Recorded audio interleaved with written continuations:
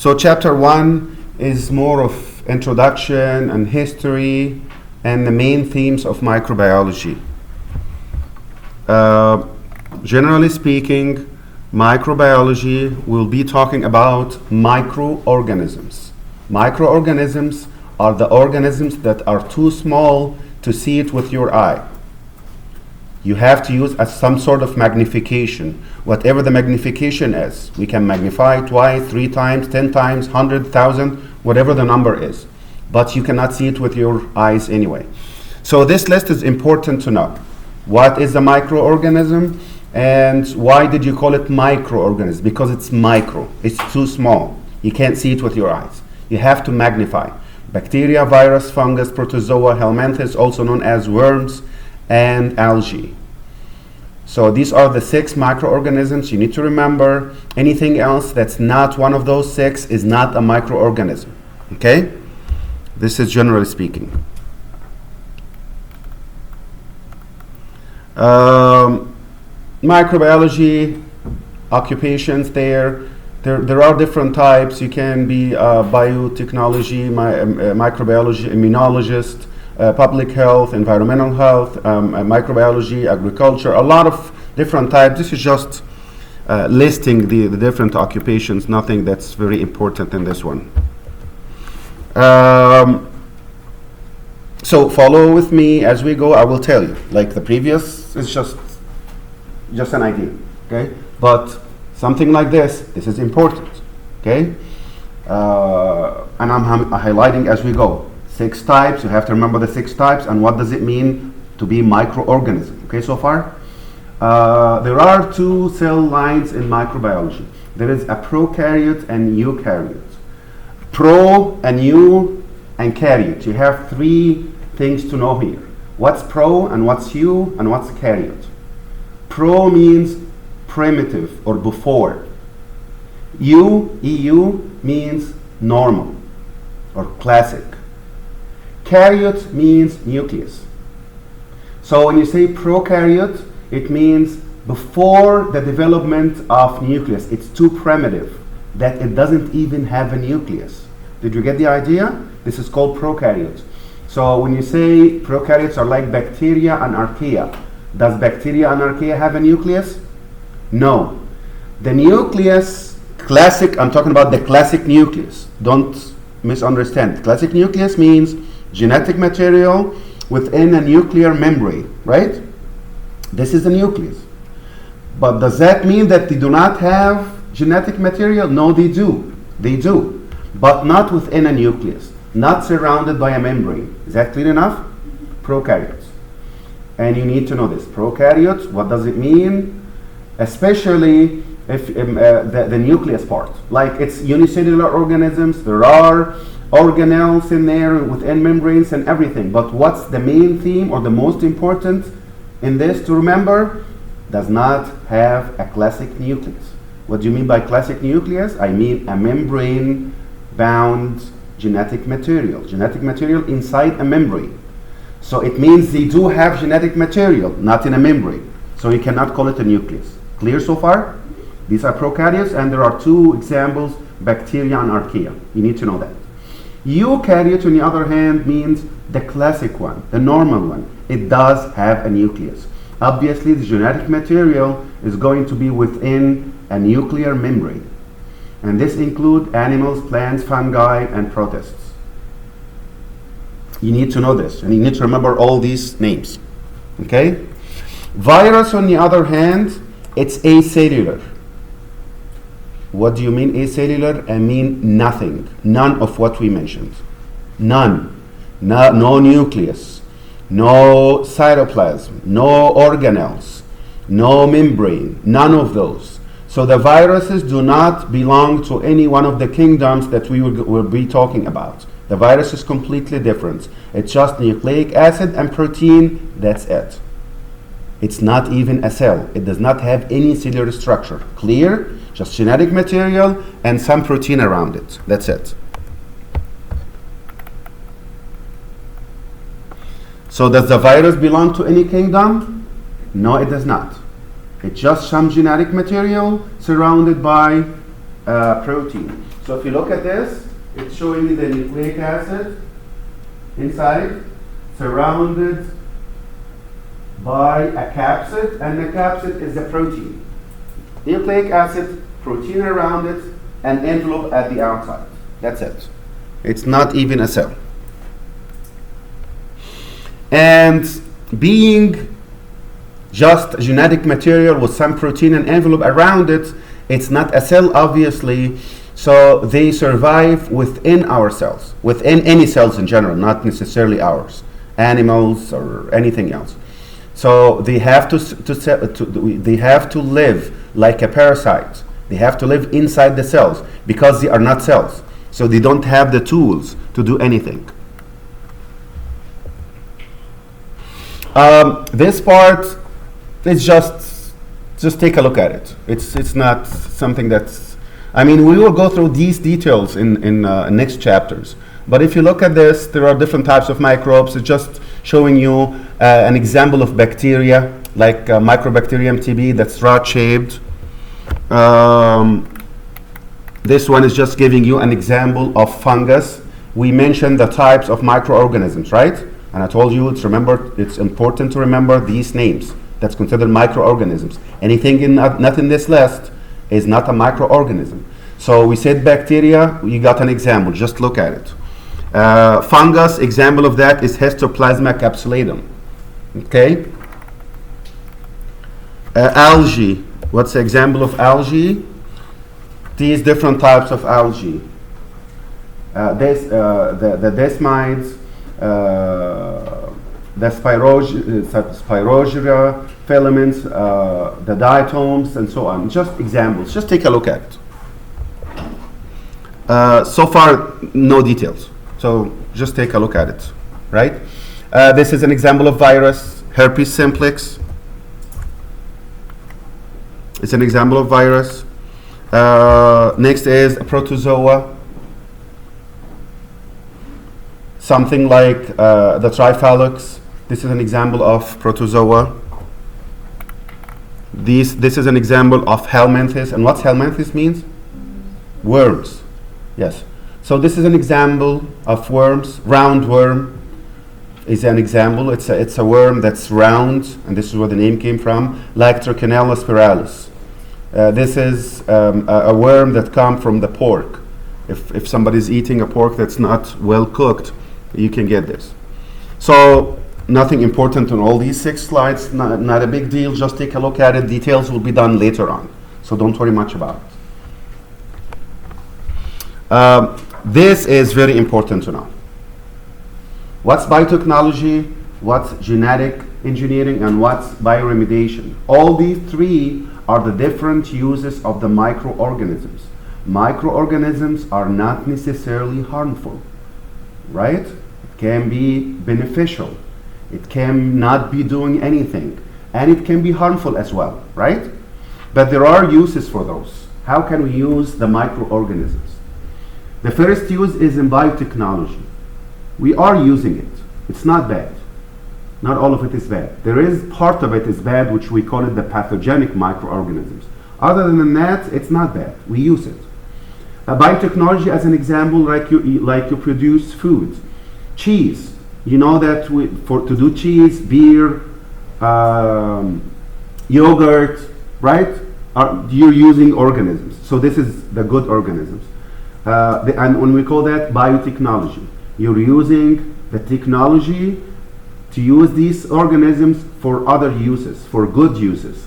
Food, like cheese and beer, probiotic yogurt, if you used that before. The detergent, they started to add enzymes to break down the fat, for example. And where did you get these enzymes? It's from the microorganisms. So this is a good use, and we call it biotechnology. The other one is genetic engineering. What's a genetic engineering? You're engineering the genes of the microorganisms. You're changing the genes. You're playing with the genes of the microorganisms to produce a new product. And this new product can help you to cure some diseases. So you get that organism, you play in the genes, you engineer the genes. Okay? You change it, the genes. to change it to another organism that's doing something good for you. So this is a new product, an organism that's helping you. Somebody have a genetic disease, he's overproducing something, so you produce microorganisms that take care of it, cure the disease. So this is called genetic engineering. So remember, genetic engineering, you're engineering the genes of the organisms. You're changing the genes of the organisms. The third one is called bioremediation. And bioremediation means you're using the organisms for environmental problems. And I think we experienced that a couple of years ago, if you remember, with that oil spill. And they said, okay, we are going to add organisms on it, and these organisms will take care of it, will wipe it off. Oil spills, for example, the microorganisms are going to degrade that oil. And they did it, they used it. They said, okay, don't worry about it, we will take care of that oil spill. They added organisms, the organisms degraded that oil, and they cleaned it. So this is bioremediation. So all three here are important. These are important uses of the microorganisms. Lifestyle of the microorganisms. Obviously, these organisms can be free in the environment, and they can live within a host, right?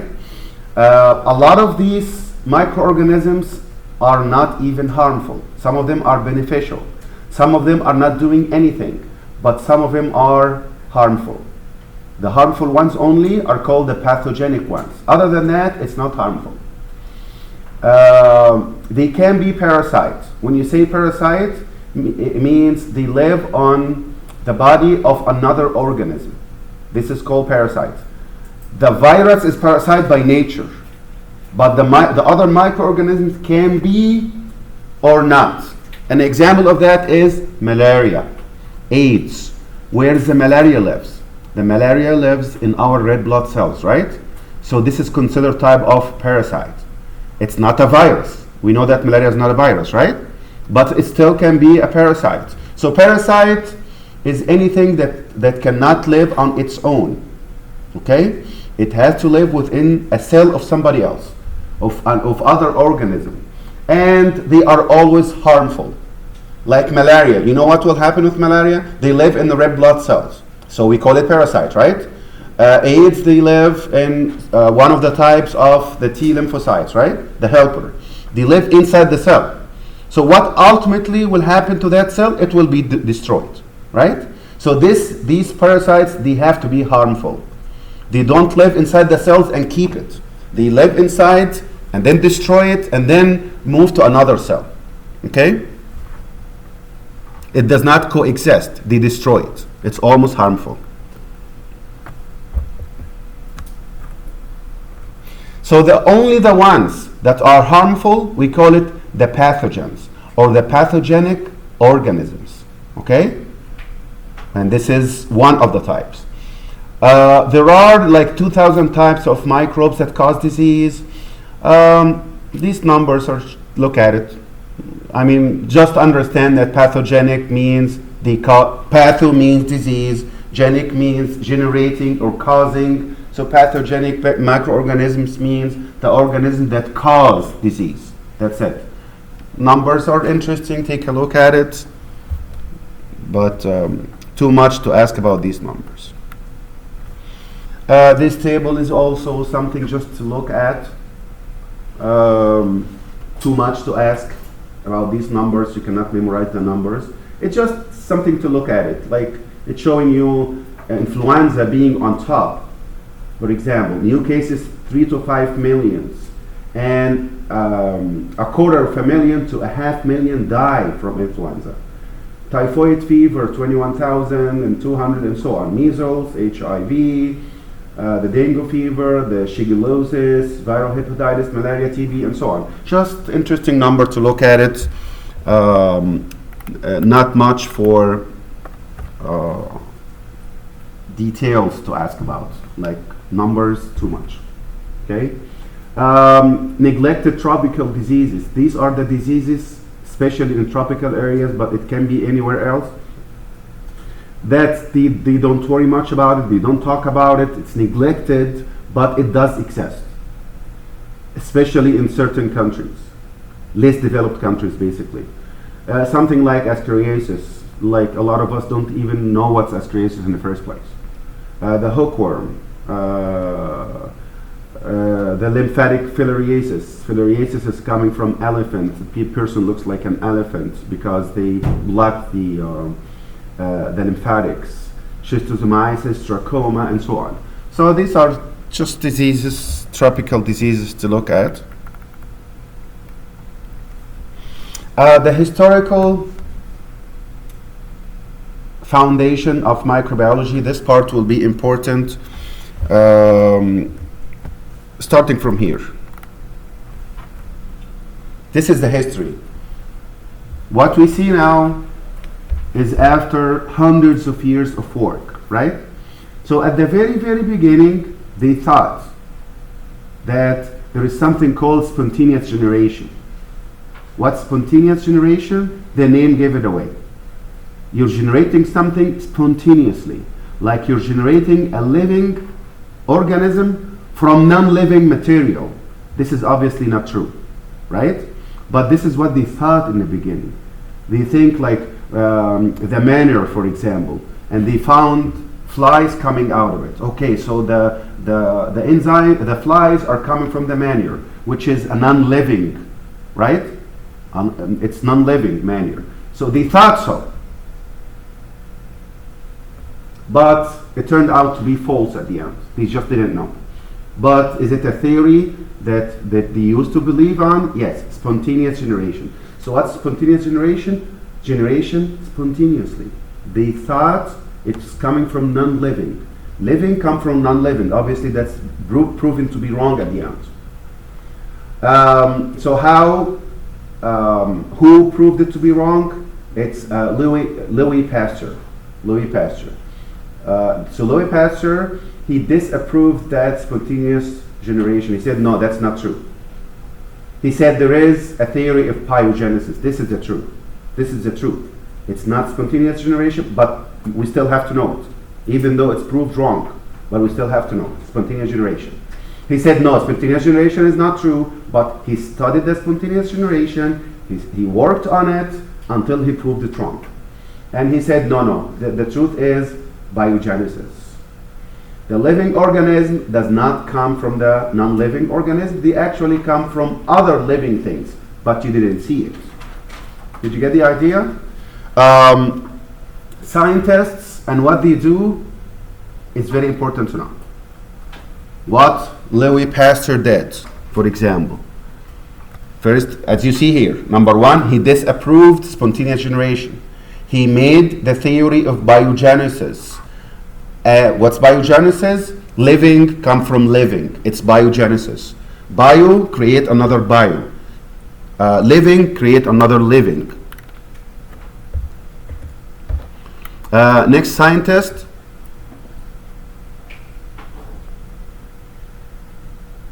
is Van Leeuwenhoek. And Van Leeuwenhoek, he was a Dutch linen merchant. He is the first one to observe living microorganisms. He called it in the beginning animalcules. Animalcules, like the small animals. Okay? Irrespective of, this was a history and most of it proved wrong, but that's okay. You have to know the history. Okay? So when you see this name, Van Leeuwenhoek, what should we remember about him? Animalcules, which is, he's the first one to observe the living microorganisms. He called it animalcules.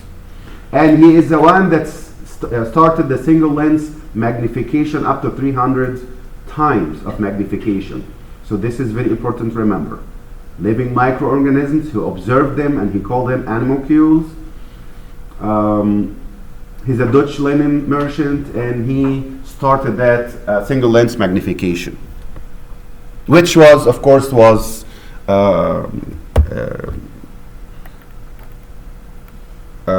worked on it and they changed it and they made a lot of progress, but still we need to know what he did.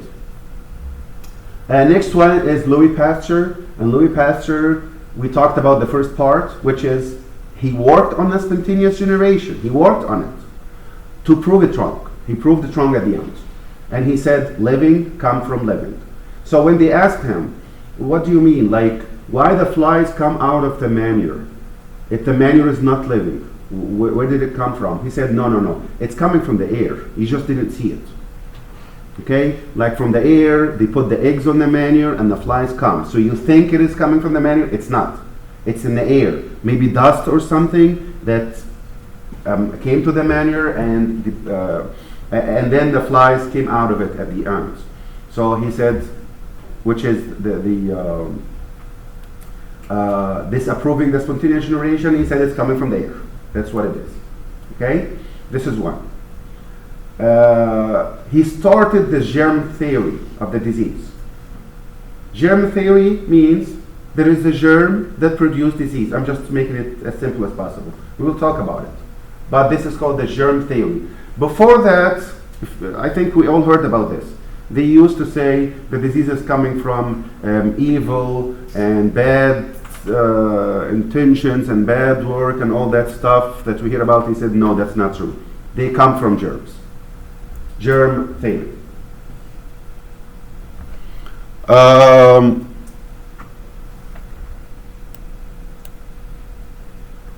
He also showed microbes.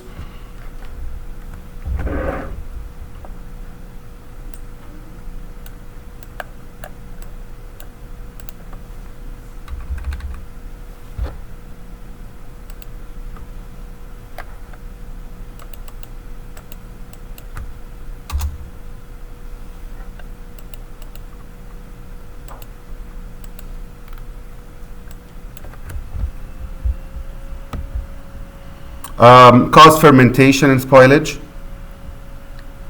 And he developed pasteurization, and pasteurization is coming from his name, Pasteur. I think we know this. He heated up all of a sudden, and then he cooled it down all of a sudden. This is called pasteurization. These names are important to know in the history, okay, for this chapter. So fermentation and spoilage, pasteurization, germ theory, and spontaneous generation. This is what he did.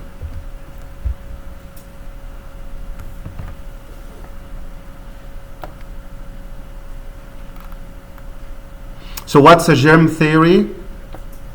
The germ theory is diseases come from microbes. Not from sins and bad character and poverty and all that stuff. It comes actually from microbes. So this is called the germ theory of the disease. Disease come from germ. Disease come from microbes, not from anything else. And the other scientist who helped in this germ theory is Koch, Robert Koch. Okay, you need to remember these names. Both of them, they work together in germ theory. So Robert Koch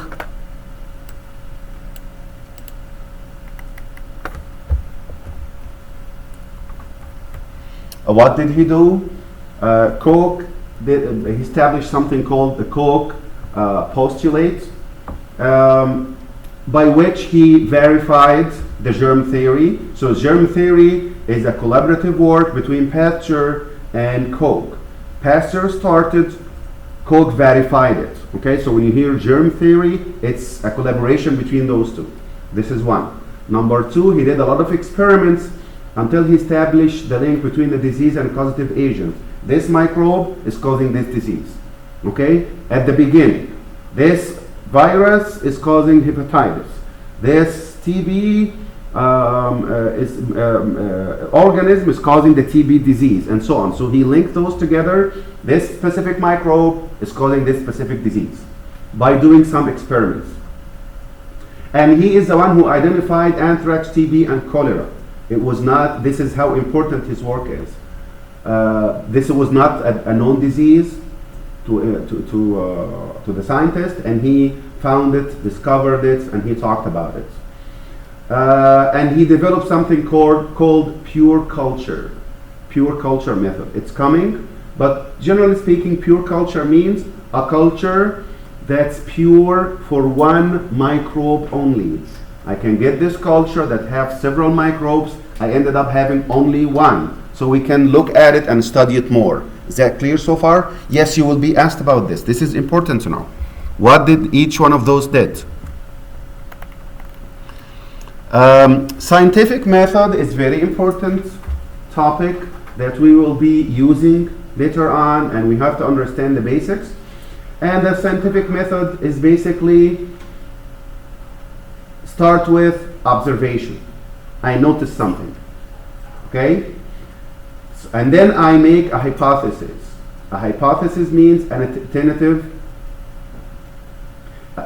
explanation that can be supported or refuted. So as long as hypothesis, it's not a theory yet, okay? I think, like I noticed something in the hand of somebody. I noticed this swelling in the hand. This is an observation, right? I noticed it. So then I start to study it and pay close attention until I come with hypothesis. Hypothesis doesn't mean it's true. This is just what I think. I think it may be coming from the cow. Why did you notice that? I noticed this milkmaid, for example. It's coming, the example. This is exactly what happened. I am a scientist and I'm going to make a hypothesis. What I'm going to do. Here's what I'm going to do. This lady, the milkmaid, is milking the cow. I noticed something in the cow and she had something similar. This is my observation, right? My hypothesis is she got it from the cow, right? Touching the cow, it come to her skin and caused her the same issue, okay? And this is my hypothesis. Is it true or false? Not yet. This is too early. Are we following? Is it true or false? I don't know yet. This is what I think. I think that after observing something, I made a hypothesis. It can be supported, it can be refuted. You need to work on it. So next step is, it's still a hypothesis. It doesn't mean anything. This is just what I'm thinking. Okay? Now let's work on it. Let's do some experiments either to support or refute. So when you do the experiments and you find it wrong, it's gone. It was a hypothesis, it's wrong. If you can support it with experiments, now you will say, okay, yeah, that was true. It was supported. So you need to move to the next step after hypothesis, which is experimentation. You do experiments. So you get somebody else, for example, and have him deal with the cow and see if the same thing will happen or not. Examine this and examine that, see if it is too similar or not, and so on. So he did some experiments and did some analysis and did some testing to support or refute. If you supported, if you did all these tests, experiments, analysis, and you supported it, you're moving it to the next step, which is that you will say it is true. You supported. Let's say you supported it. You did all the work needed and you supported it. What's the next step? You need to publish the results. And when you publish it, it will be repeated by other investigators. So all of this until now, even after you publish it, it's not a theory yet. It's not proven yet. Even when you do the work, when you do experiment, when you do the test, you do the analysis, you do all of that. And you see that you supported your hypothesis and you published it. Still not proven yet, right? How to prove it after publishing it? It has to be repeated by other investigators, and other investigators will find the same findings that you found. Is that clear so far? So these are the steps. The steps are important the same way I'm saying it. Okay? So at the end, if you found a growing body of evidence, you found other investigators finding the same thing. They did a lot of experiments, a lot of things to prove it. Now the next level of confidence is called theory. Theory. Is that okay so far? So it's observation. I noticed something, right? And then I made a hypothesis. This is what I think.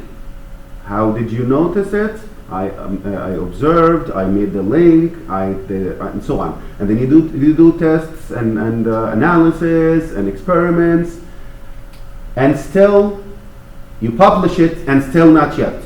Even after you publish it, not yet. Other investigators have to do the same work, and they have to challenge it. And at the end, if it is everybody says it's okay, it's right, now it's a theory. Okay. Hooke is a scientist who the first one to describe cells. So this is something that you also need to remember. Okay. Each scientist is doing something that you need to remember. We will come to it. This is just a story, so it's not very important, just to prove the point, but you got what you need to know already, okay? So the following 6 slides are just a story. It's giving you how it goes, just to make sure that you understood. But what the previous 2 slides is what you have to know. Clear? So this is just telling you the steps. So let's start with the first one. Observation and information gathering. So this is something that actually happened. Dr. Jenner, he found it a form of pox that's similar to smallpox. Okay, he found it in the milkmaids, and he said it looks like the same one in the cows. It looks like, I don't know. It's just an observation. Next step, he hypothesized. He said, okay, that smallpox in that lady, it looks like the same one in the cow. So obviously it's because she's dealing with it and she's not protected. So obviously by touching she got it. It looks the same and so on. So he did the hypothesis. Is that true or false? We don't know yet. Okay? So he started the test and experiments, which is the 3rd step.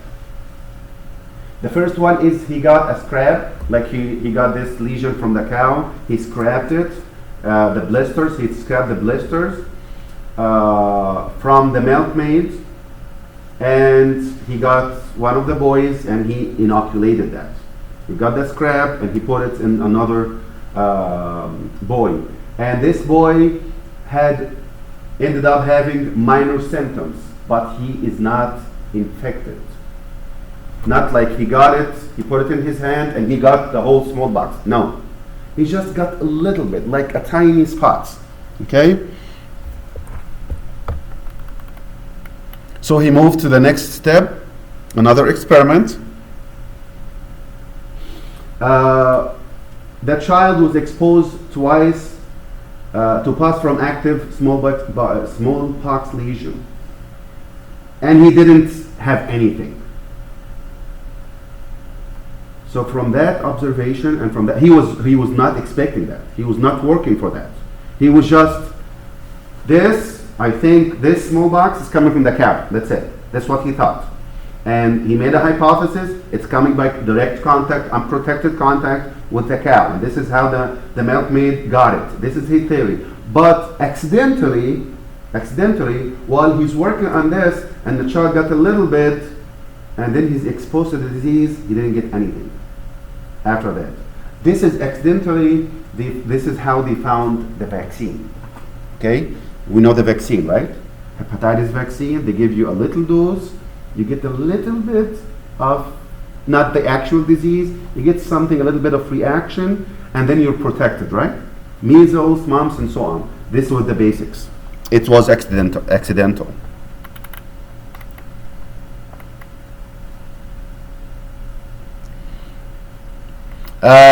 The next step is reproducibility. And this is one of the characteristics. You have to be able to reproduce it. Not you do it one time and you say, I'm done. No, you have to repeat it and to prove it, it's happening. So he started to inoculate other 2 subjects, like 23, whatever the number is. He inoculated others, and the same results happened. He got many boys this time rather than one, and he did the same thing, and all protected. So he reproduced it. Then he published it, and they did a lot of experiments and tests to prove it. And this was the beginning of the vaccination. And vaccination is coming from vaca, which is cow, which is obviously not a very right name, because later on it can come from humans, it can come from biotechnology, it can come from horse, whatever it is. But because this is the first time to find it, so this was the basis of vaccine. And then the next step, it became a theory, and it became widespread. All countries started to use it. They started to do it in different ways. They started to develop it even more. Like in the beginning, that was it. The only vaccine was available is I give you a little bit of that virus or that organism. Later on, they did biosynthesis, they did separation, they did something similar. So it started to become widespread. And by the vaccine, smallpox was eradicated. In 1979, it's eradicated. No more smallpox. Okay? This whole 6 slides theory is to prove what we talked about before, and what we talked about before is the important one. Observation, hypothesis, experiments, prove your point, publish it, repeat it, reproducible. Okay, other scientists or investigators prove your point, and then it become a theory.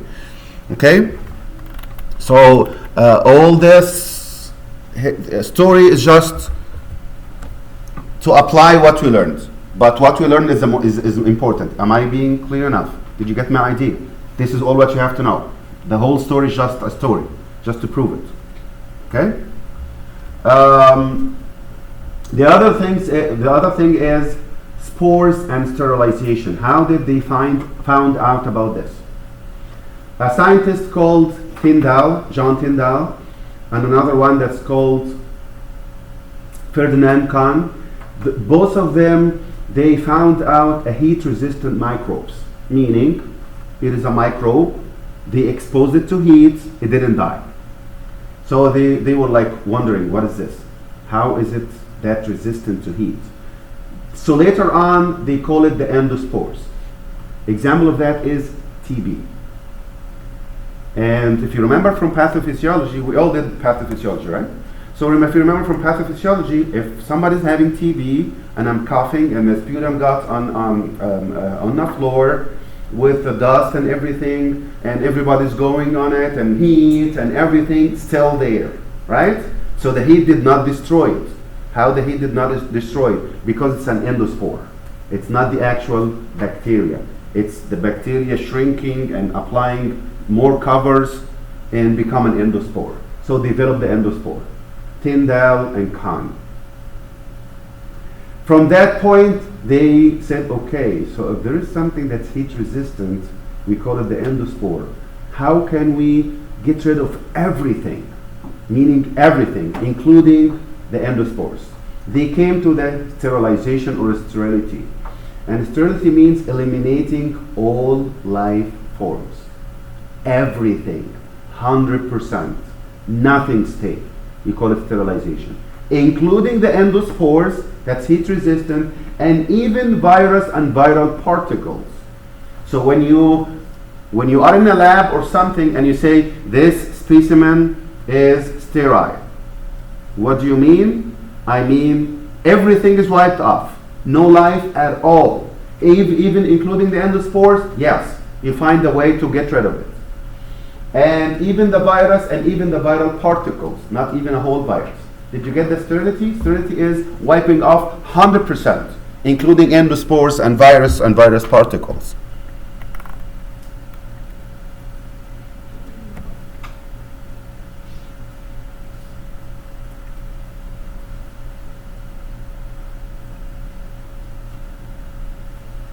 The other scientist, which is Wendell Holmes, he noticed that the mothers of home birth have fewer infection than those in the hospital. That was at that time. Of course, now it's the opposite, right?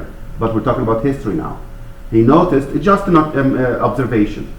He observed 10 pregnant ladies who are giving birth at home, and other 10 that are giving birth at hospitals.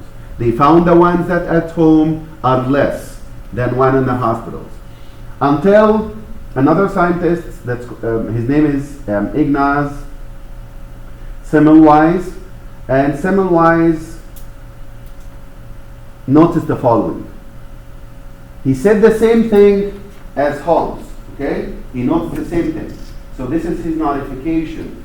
But he came with hypothesis. What's the hypothesis? He said, this is exactly what he did. He said, okay, Holmes found this observation. Let me look at it. Yes, I found the same thing. I see that ladies that are delivering home with a midwife or somebody at home, they have less infections than those in the hospital. It's not supposed to be like that. So this is an observation. So he worked on it. He said, okay, why this is happening? And he noticed that the doctors in the hospital and the medical students in the hospital, they are dealing with autopsy at the same time that they are dealing with patients. Okay? So he said that the infection is coming actually from doctors and medical students. Of course, they fought him so hard. They said, you're an idiot, you're crazy, what are you talking about? We are giving infection to the ladies who are delivering, that's crazy. But he said, well, give me another explanation. Why at home is better than at hospital? There has to be an explanation. And I noticed that you guys are dealing with autopsy. So that will be the reason, that you're not cleaning before dealing with the patients. So he said, all of us, we have to use chlorine water before delivering babies. So that blood poisoning, poisoning is purpura. Are we familiar with the purpura? The puerperal sepsis, the fever that might come to ladies after delivery. We heard about this. They call it blood poisoning, but now they call it the purpura or the puerperal sepsis. So that's what he noticed. Of course, they fought him so hard and he said, you're crazy, but he was proven right. And from that point, he started to use this. But you need to remember, Semmelweis for chlorinated water, chlorine water. Okay, then this is what you need to memorize. Semmelweis chlorine water. Semmelweis chlorine water. And he is the one that said, you got the infection from the autopsy to the patients, to the mothers delivering. Okay?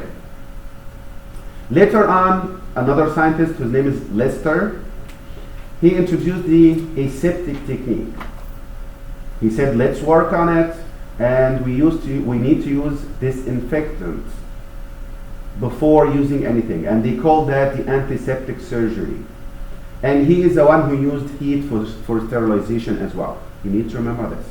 So what's Lester? When you hear Lester, what should you remember? Aseptic, antiseptic surgery, disinfectant, heat for sterilization. Semmelweis, what should you remember? Chlorine water. I'm giving you the clues. Okay? And autopsy, doctors and medical students transferred it from autopsy to the delivering ladies. Is that clear? The next part is about taxonomy. And taxonomy is when you organize, classify, and name. Three things. Organize, classify, and name. This is a system that was developed, and the names that we're using right now, Mycobacterium TB,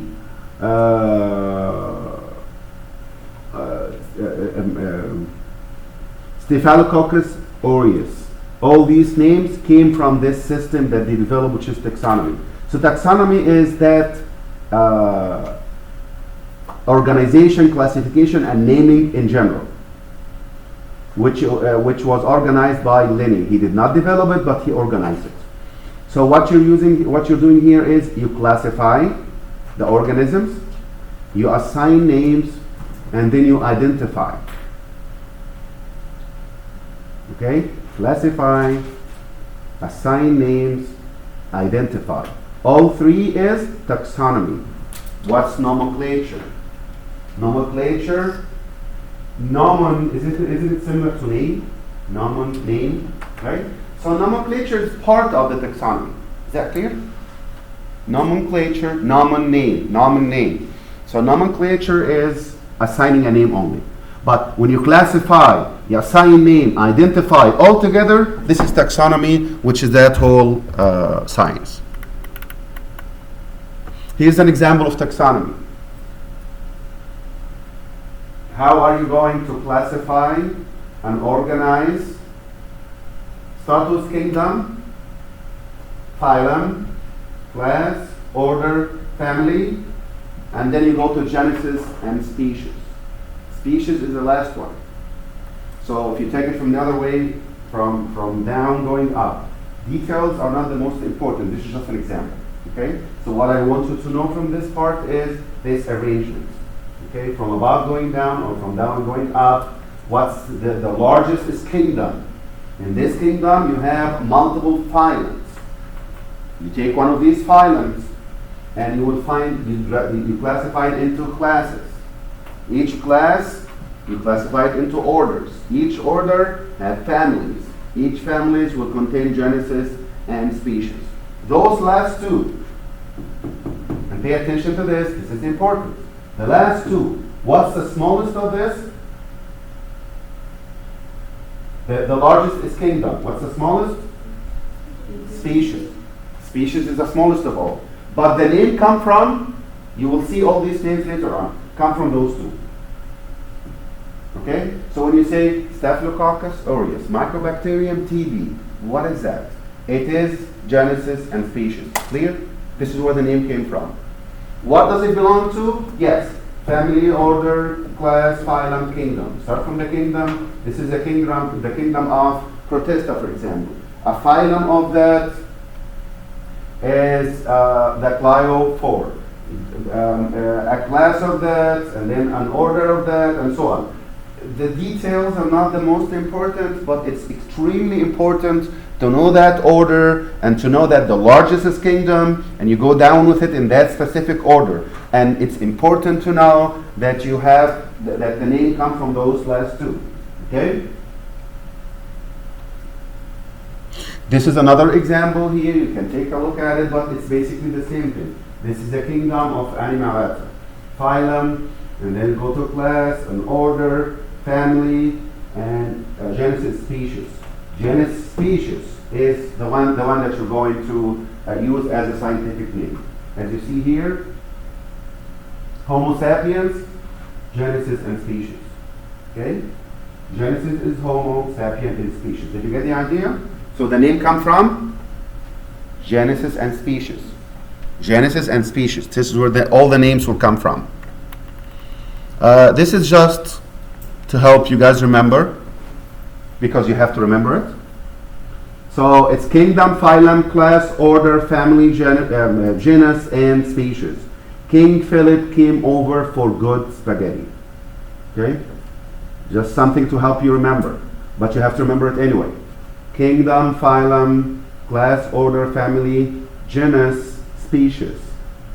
Is that clear? And where the name came from? Which one of those? 7. Genesis and species.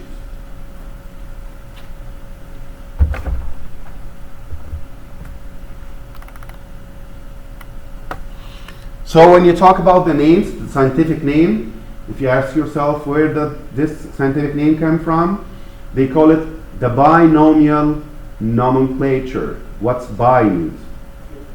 Nomial means name. Binomial means the double name. It comes from Genesis and species. Remember this. This is very important. And we will use it all the way down. It comes from Genesis and species, right? Genesis has to be capitalized. It has to be uppercase. You will see that. And the species has to be lowercase. It has to be. And it has to be italicized and or underlined. You have to do one of those. Look at this. Staphylococcus aureus. Staphylococcus is the Genesis. Aureus is species. Did you notice that this is uppercase and this is lowercase? Yes. It has to be like this. Did you notice that it's italic like this? Or it can be underlined? You have to use one of those. Otherwise, it's a wrong scientific name. This is how it goes. Staphylococcus aureus, the other way around. It can be used for anything. You can use the first letter of the Genesis, like this, uppercase still, dot, and the species. So which one of those is correct? Both of them. You can do it like this, or you can do it like this. Is that clear? Since this is the binomial nomenclature, Genesis, species, Genesis is capitalized, species is not capitalized. Has to be either italicized or underlined, one of those. And you can put the whole name, or you can put the first letter, but in all cases, the first letter has to be capitalized. This is not part of this, but just something that I added that you need to know, like protesta, that was in the previous slide, is a unicellular eukaryote without a cell membrane. What's eukaryote means? Does it have a nucleus, a nuclear membrane? Yes. So it does have, but it's unicellular. So this is one of the smallest thing, and just it doesn't have a cell wall. So if you look at this,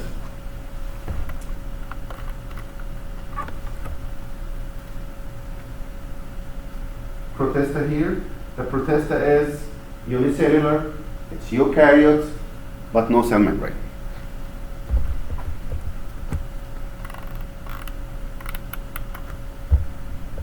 Okay, and that's it for this chapter.